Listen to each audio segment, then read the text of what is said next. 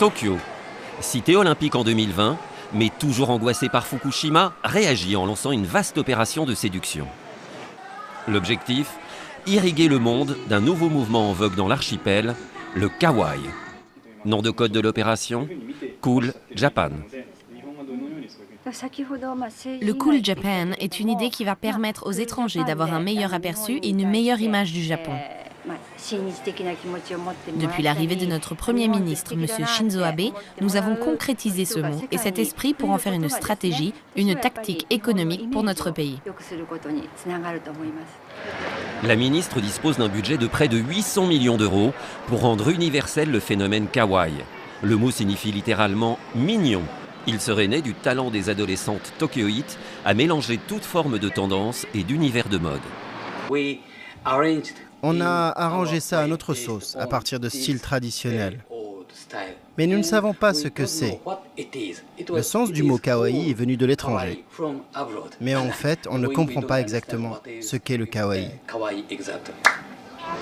On parle d'un état d'esprit, voire d'une philosophie, une tendance impossible à définir avec précision, mais dont le but est clair, net et précis, rendre les gens joyeux.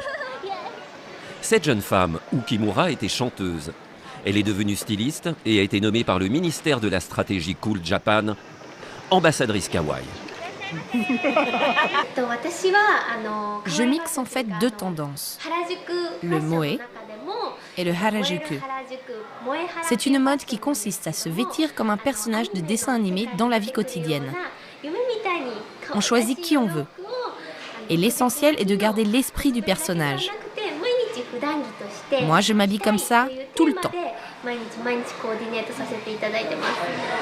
Si les adeptes du kawaii peuvent paraître infantiles, frivoles, incongrus, elles n'en font pas moins vivre une économie florissante. Elles multiplient et changent constamment d'accessoires en se rendant quotidiennement au Shibuya 109. Ce grand magasin de 10 étages abrite 120 boutiques kawaii. Ces 8 millions de visiteurs dépensent annuellement 320 millions d'euros pour le plus grand plaisir de son directeur. Un homme sévère au verbe spartiate, très éloigné lui de l'esprit kawaii. Selon moi, le kawaii est une émotion. Bel euphémisme pour distinguer un mouvement sociétal qui sert aujourd'hui la nouvelle politique d'influence initiée par le gouvernement japonais. Paris, comme d'autres capitales, se soumettra-t-elle au kawaii ?